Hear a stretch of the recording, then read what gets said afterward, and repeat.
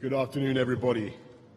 Welcome to the Locarno Room, and a particularly warm welcome to US Secretary John Kerry, and delighted to have this early opportunity to welcome the Secretary of State to London and for a key meeting with our international partners to discuss Syria and the Yemen and the conflicts there.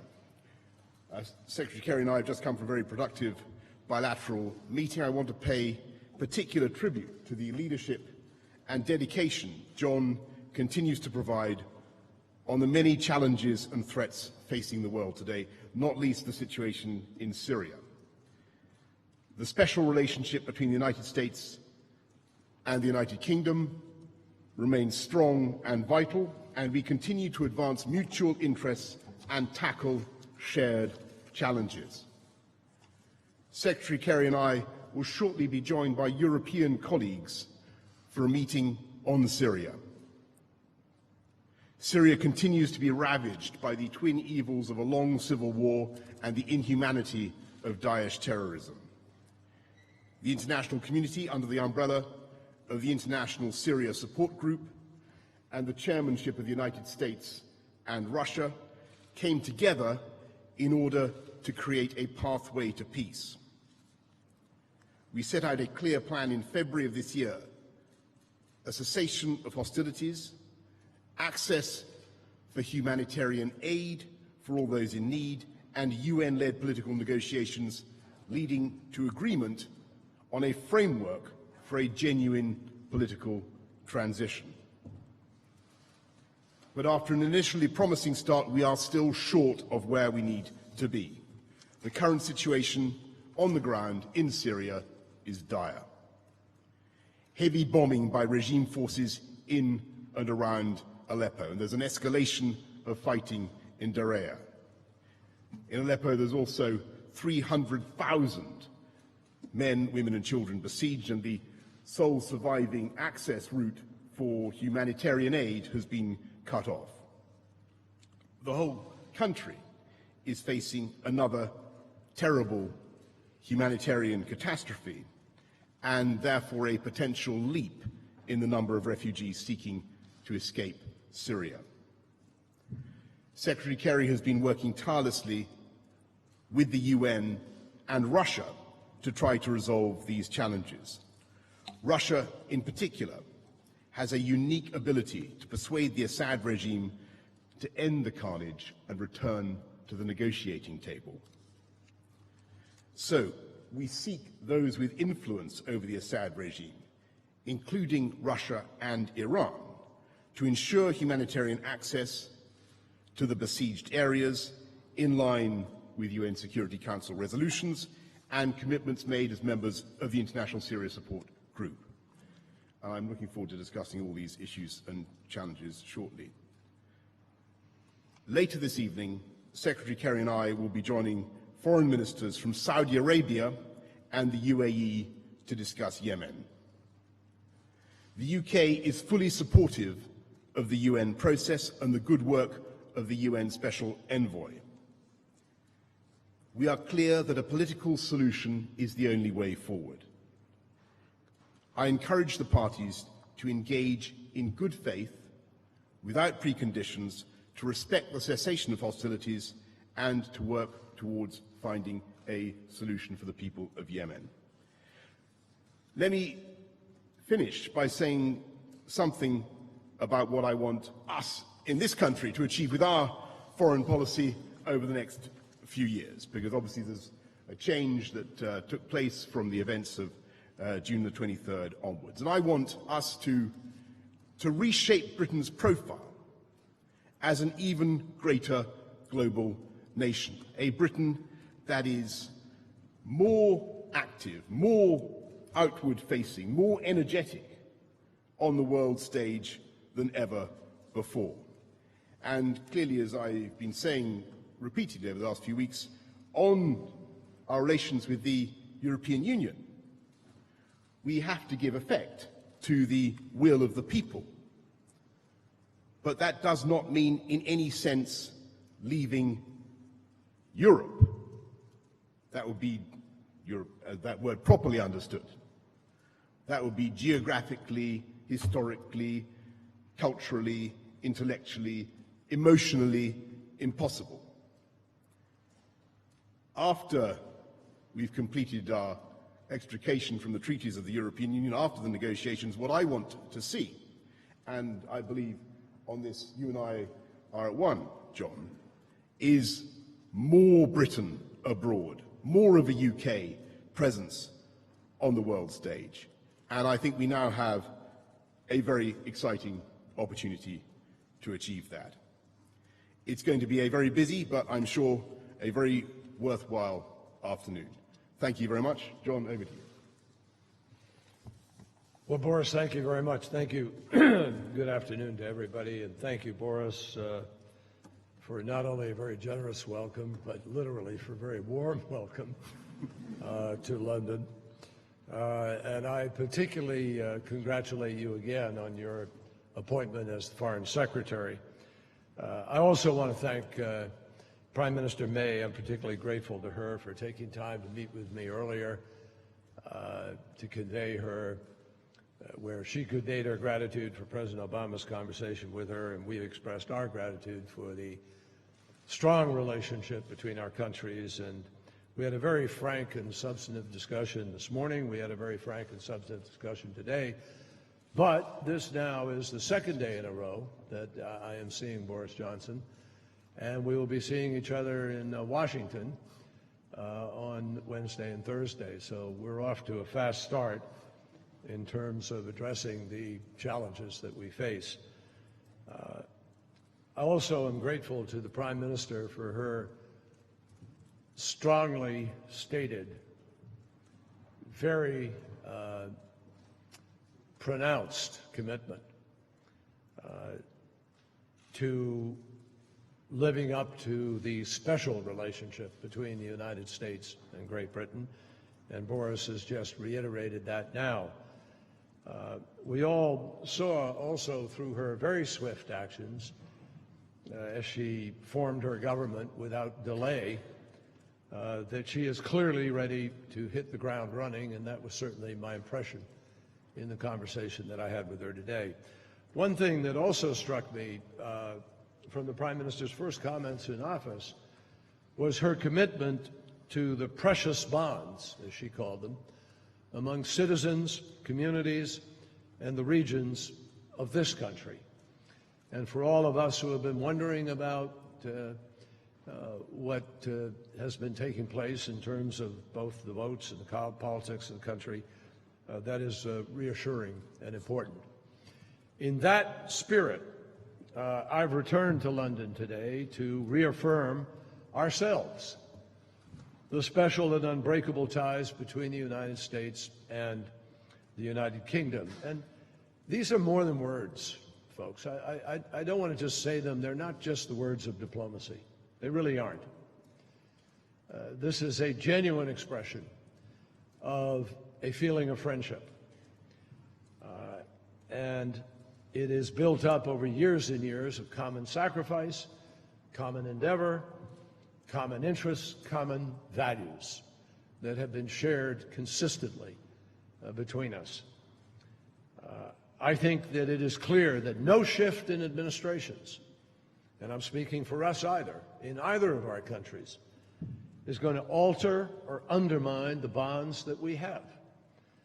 And the reason for that is very basic. Our alliance is rooted in the ties of family, language, culture, common interests, shared values, the history of the last century, the sacrifices we made together to build the international structure that we live by today, a structure of rule of law, and a belief in open markets, in democratic governance, in human rights, personal rights, and freedom, tolerance, and equality.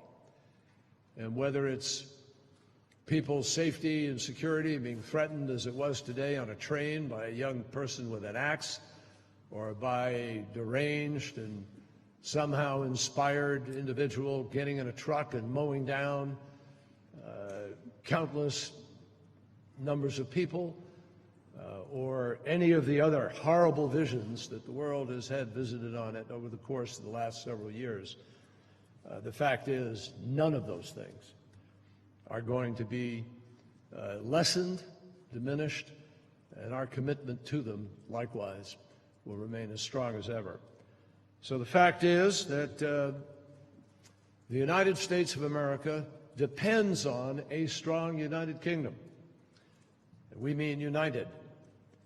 And it depends also on an engaged United Kingdom. There is occasion after occasion in my tenure as Secretary of State where the presence of the United Kingdom, the involvement of your Foreign Secretary, whether it was William Hague, with whom I first began, or whether it was then Philip Hammond, we have consistently been able to work together to do things that have made a difference to the safety of people on this planet. And that is particularly pronounced in the Iran nuclear agreement and in the climate change agreement we reached in Paris.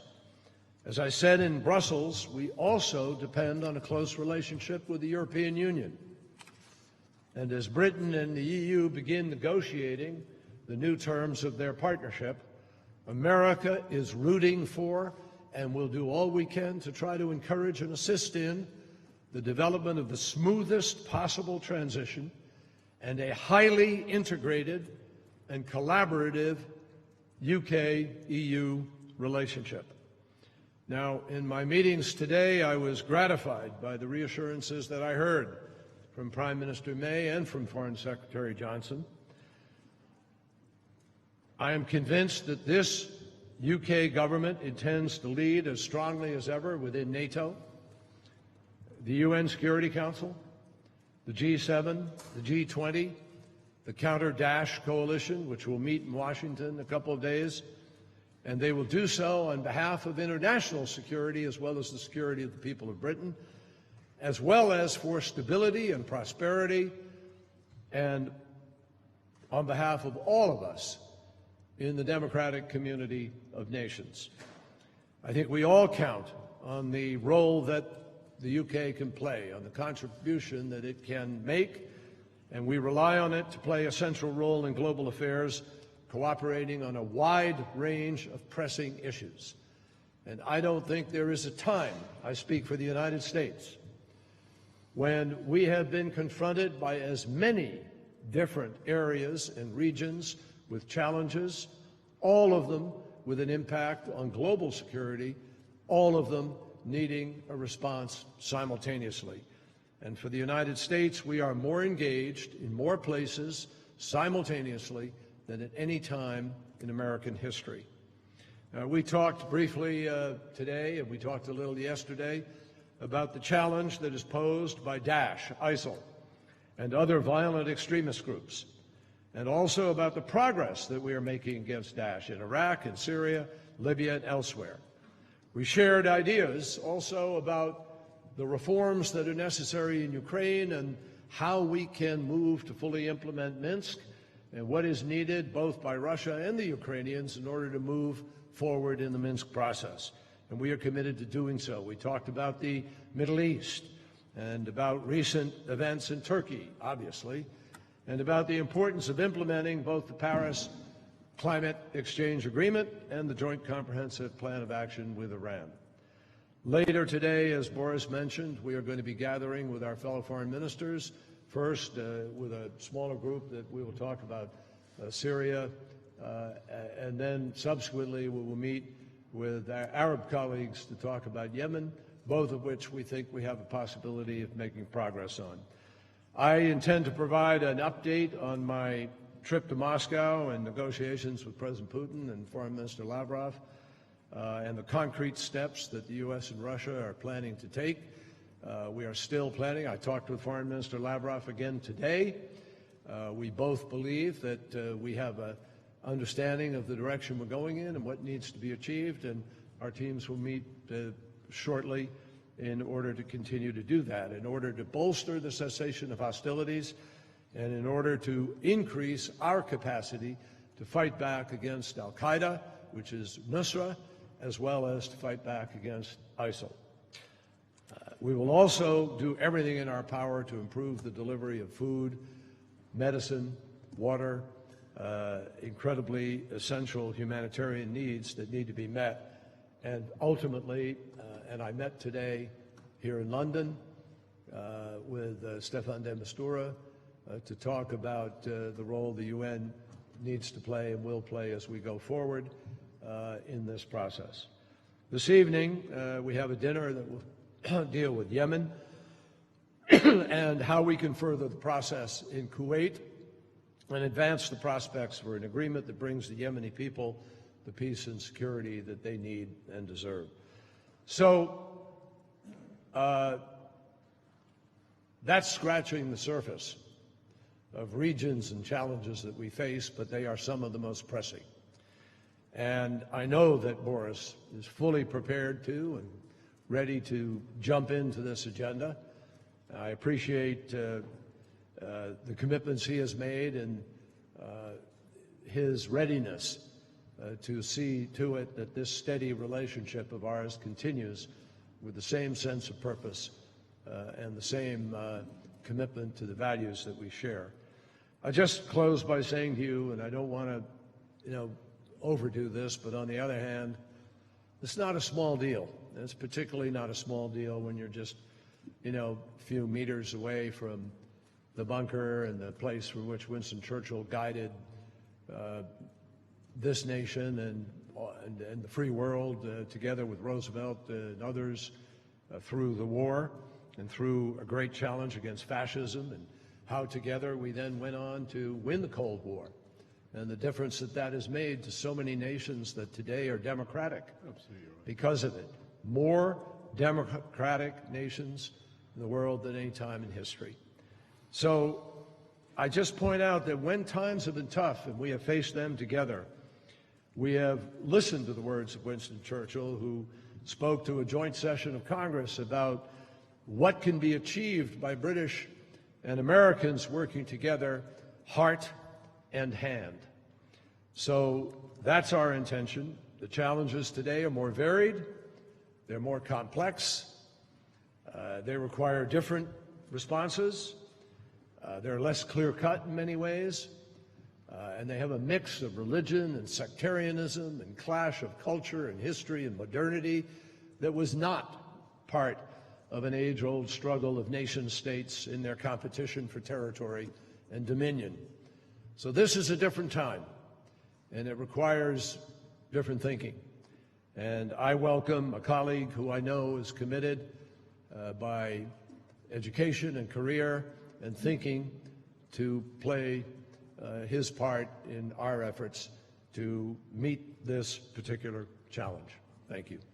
Thank you very much, John. And we're going to go, I think we're going to have a couple of questions from the UK, then the American media. James Landell, BBC.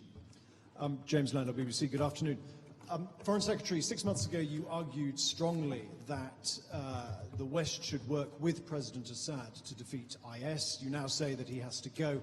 What was it that changed your thinking, apart from the fact that you're now in government?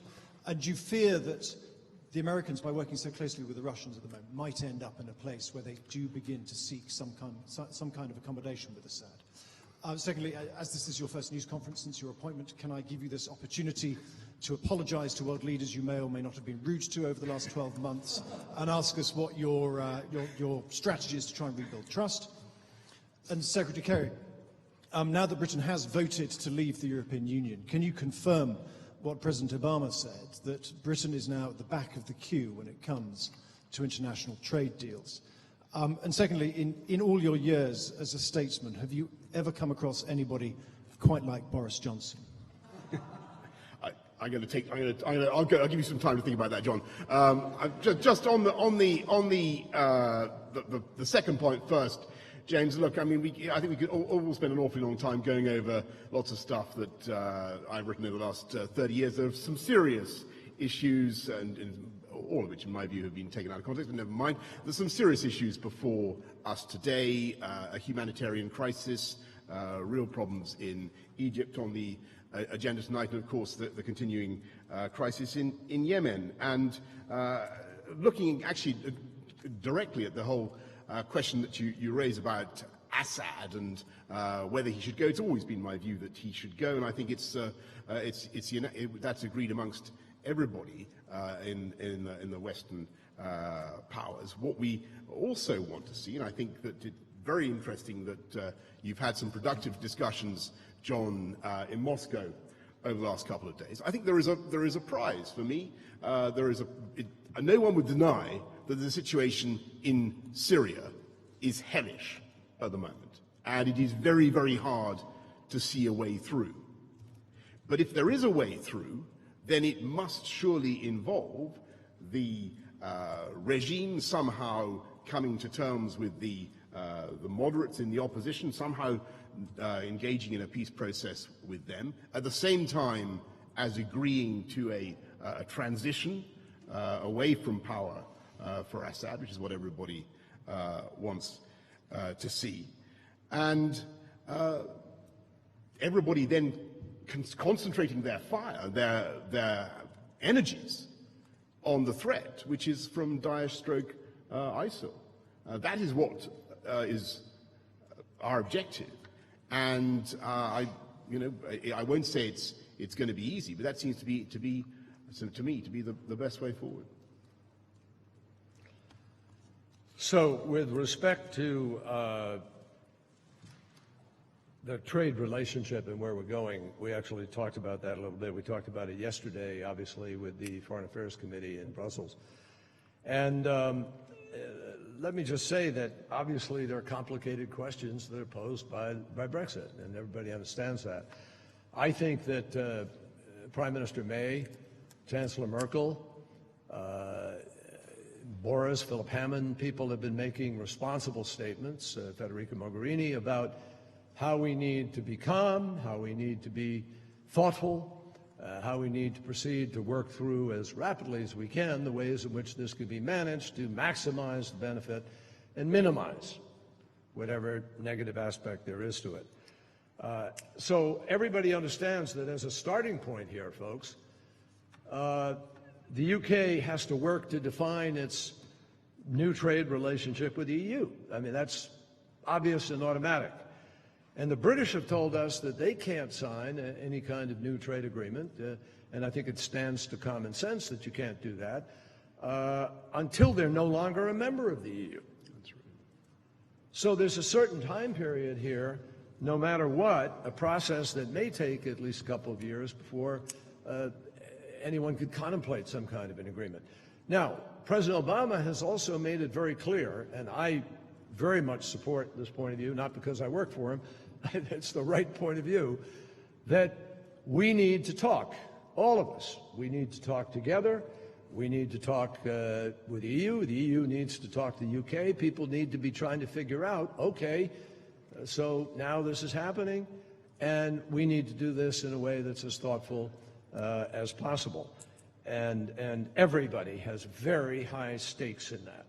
Our citizens depend on the prosperity that has come with the remarkable transformation of the global economy over years, but not enough to enough people. And that's a phenomenon in the United States as well as it is here, as well as it is in other parts of the world. So we can benefit by talking to each other and trying to figure out how we continue to be able to grow our economies, but do so in a way so that every single income earner within those countries benefits appropriately from that journey. Now, with respect to Boris Johnson, my colleague now, and let me just say that I served 28 years in the United States Senate, 1.5 years, 2 years as a lieutenant governor. I was prosecutor for many years. I ran for President of the United States, and I have now been Secretary of State for 3.5 years, so I have met everybody in the world like Boris Johnson. Or not, and I don't even know what you mean, like Boris Johnson. Our ambassador, the EU in Brussels, who I just spent the evening with the other night, had the privilege of going to Oxford with Boris Johnson. And in fact, Boris Johnson got him to come into the Oxford Union, of which Boris was president, and talk to me about some great experiences that they had together there. And he told me that this man is a very smart and capable man. That's the Boris Johnson that I have met, and that's the Boris Johnson that I intend to work with, and we intend to make good things happen together. Just stop that. That's fine. That's great. Thank you. It's called diplomacy. That's fantastic. It's going well. It's going well, John. Thank you very much. I think we got through that one all right. Thank you very much, Secretary of State. Can we go to? I think we got to. Sorry, it's your question now, John. It's a question from the U.S. media. If you want to identify someone from the U.S. Brad Clapper of AP. Thank you. I have a question for each of you as well. First, Mr. Foreign Secretary, I have to follow up on my colleague's question because you didn't quite answer it. You've accused the current U.S. President Barack Obama of harboring a part Kenyan's, quote, ancestral dislike for the British Empire, unquote, while claiming, I think untruthfully at the time, that he didn't want a Churchill bust in the White House. You've described a possible future U.S. President, Hillary Clinton, as someone with, quote, dyed blonde hair and pouty lips and a steely blue stare, like a sadistic nurse in a mental hospital, unquote. You've also likened her to Lady Macbeth. Do you take these comments back, or do you want to take them with you into your new job as some sort of indicator of the type of diplomacy you will practice? And then one for the Secretary of State. Given that Mr. Johnson led a campaign that your government viewed pretty universally as detrimental to UK, EU, and even US interests, what confidence do you have that as Foreign Secretary, Mr. Johnson will represent the interests of anyone but himself? Is the Mr. Johnson you saw during the referendum campaign what the UK, EU, and US needs right now at a time of so many challenges? I couldn't hear the last sentence of that. Is the Mr. Johnson you saw campaigning before the referendum the type of man you think the UK, the EU, and the US needs right now at a time of so many challenges? Thank you. Okay, you want me to go first? You want to go? Well, thank you for giving me an opportunity really to repeat a point that I made earlier on. I'm afraid that there is such a rich thesaurus now of things that I've said that have been one way or another, through what alchemy I do not know, somehow misconstrued, that it would really take me too long to engage in a full global itinerary of apology to all concerned. And I think most people who read these things in their proper context can see exactly what was intended, and indeed I find that virtually everybody I've met so far in this job understands that very well, particularly on the international scene. And we have some very serious issues before us today. We have an unfolding humanitarian crisis in Syria, which, as I said earlier on, is getting worse and worse. We have to come up with some answers there. We have real problems in Yemen, which are currently intractable, and we have a burgeoning crisis in Egypt. Those, to my mind, are far more important than any obiter dicta that you may disinter from 30 years of journalism. So, Brad, what we're doing in Afghanistan together, what we're doing in the UN Security Council together, what we're doing and did in the Iran nuclear agreement and in its application, what we are doing in the fight against ISIL together, what we are doing in Libya, what we are doing with respect to rule of law, South China Sea, North Korea, nuclear weapons, what we are doing with respect to developmental policies and the vision of the United Nations in 2030, and I can go on and on and on, has absolutely nothing to do with the referendum that took place here in Great Britain. And I'm absolutely confident, with respect to all of those issues and more, that Secretary Johnson is committed on behalf of his government and the people of Great Britain to following through on that, and they have made that clear before the referendum and after the referendum that they remain deeply committed to NATO, to the UN Security Council, to the G7, to the G20, to the treaties, and to all of the endeavors which will make this world safer. So I'm confident, yes, that as long as the British people, because this is a democracy, provide a budget and support these endeavors, because it does matter to their security and prosperity, that we will continue to work extremely closely together. Now, with respect to the question of the referendum of Mr. Johnson, before the referendum, et cetera, the people of Britain voted. This is a democracy. We all respect a democracy. Yes, it is a fact. President Obama and I both said we thought that we would be better off with a continuation of UK's membership within the EU, and that's a well-known fact. But that's not the way the people of this country voted. And we respect democracy, all of us. Therefore, it is our job to implement in the best way possible what people voted for, and to try to guarantee that the response is going to meet their standard, not ours. That's the ultimate arbiter of this. So I am absolutely confident, yes, that post-referendum, that we're going to work together, and we talked about specific things that we need to do to try to avoid the negative consequences and work on the positive ones. And I do know this, as I said earlier, and I'm not throwing this away as a casual comment of diplomacy, but I believe that Secretary Johnson brings considerable intellect and values to this initiative, and I look forward to working with him. Thank you very much, John. I think we've got one more question from the UK media, James Slack.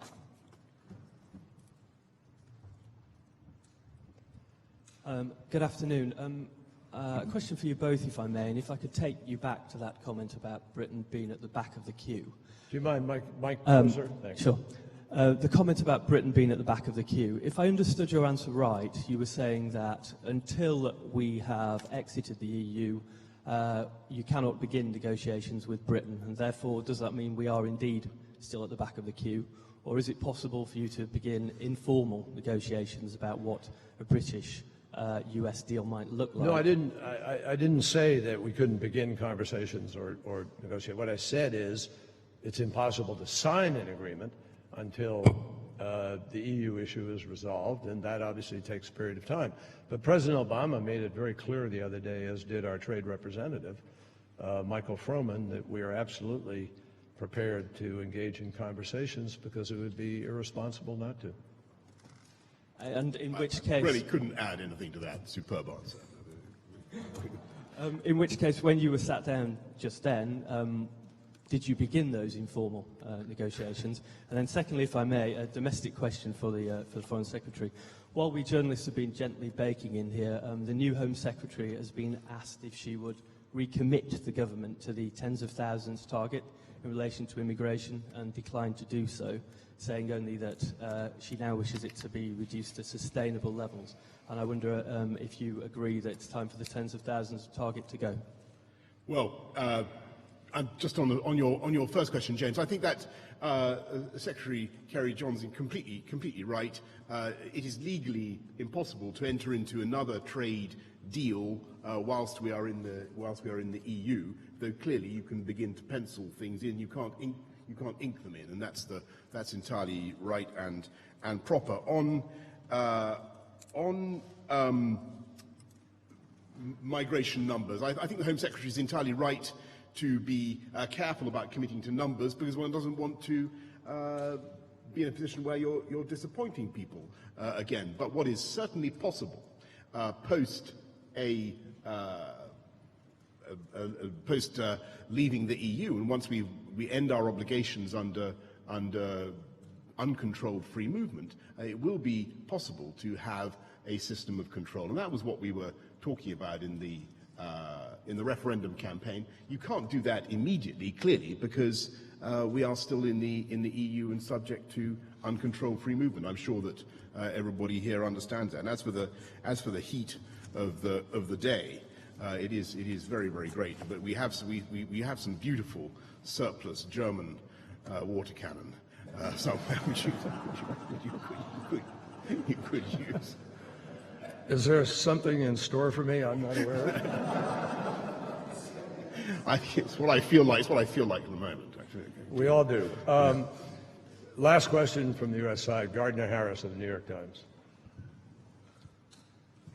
Mr. Foreign Secretary, I understand that you don't want to revisit the past, perhaps, but you have an unusually long history of wild exaggerations and, frankly, outright lies that I think few foreign secretaries have prior to this job. And I'm just wondering how Mr. Kerry and others should believe what you say, considering this very, very long history. And Mr. Kerry, I appreciate the First Amendment in your right to free speech, but I think we need chapter and verse on this stuff.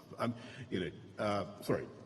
Go ahead. This is what you would do if you were in my place. I'm sorry. Look, I mean, let me just Let's go. Repeat my point, which is that I think people are more than welcome to rake over stuff I've written over many, many years, but I think the most important thing is to get on with the very heavy agenda we have before us today and to try and sort out, if we can, some of the intensifying problems we're seeing, particularly in Syria. And I think most people who are paying their taxes would rather that those were our priorities.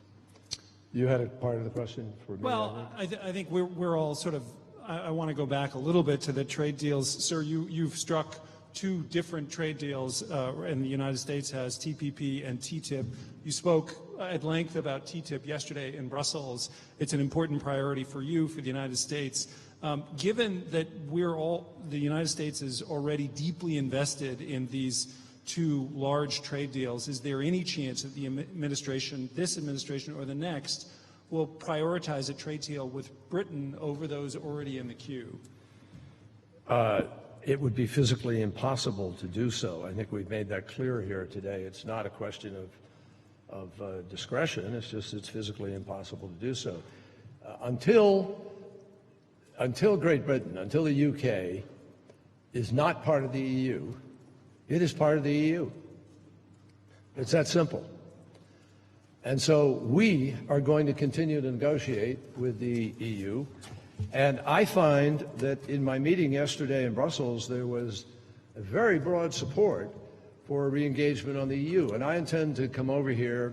I'll be probably give a speech in a few of the countries in Europe regarding this, because I think there's a mythology that has attached itself to this because we were very busy negotiating TPP, and some people sort of automatically came out and said, well, TTIP is bad because of this or bad because of that. No. TTIP is even more important, I believe, and President Obama believes, to Europe now. Much more important. And I think that it is an opportunity for us to be able to demythologize it. For instance, regulations do not go downwards. It does not usurp people's ability to have strict standards. It embraces strict standards, and it empowers people to be able to regulate their products and economies. And we have respected that in the TPP. We have increased labor rights within the TPP. And I am convinced that it is possible to address the concerns that exist within Europe with respect to TTIP.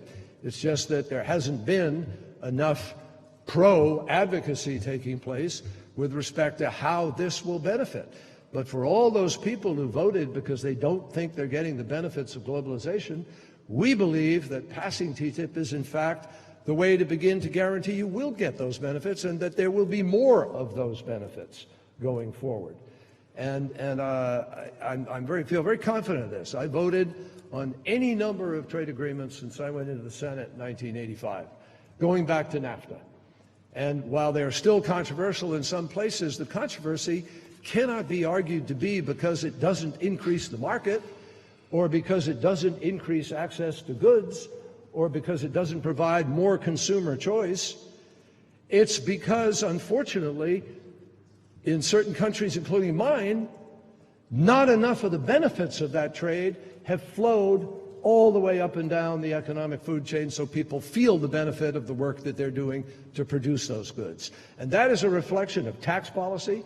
That is a reflection of social policy.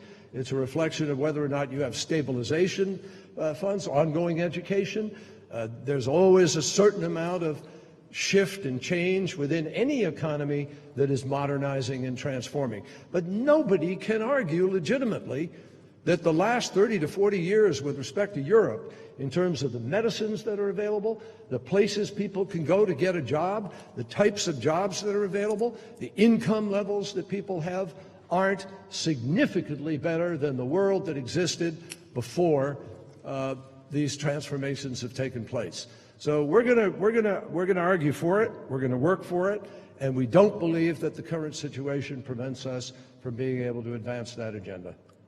I passionately agree with what John just had to say just now, and I think you're absolutely right in your analysis about people not feeling that they're sharing the benefits of globalization, and people on low incomes seeing their wages basically stable and, or in some cases declining, while others are increasing. But emphatically, the answer to that is to invest in skills and invest in human capital and to boost the productivity of our country. It is not, and this is a crucial thing about the UK post-Brexit, it is not to close ourselves off or to become any less international. It's on the contrary, we've got to be more outward-looking, more free trading, do more deals around the world, and you will discover, gentlemen, if you look carefully at my articles, a long article in defense and in praise of the TTIP. Thank you very much, everybody, for coming on. Thank you very much. Nice to be with you. Thank you.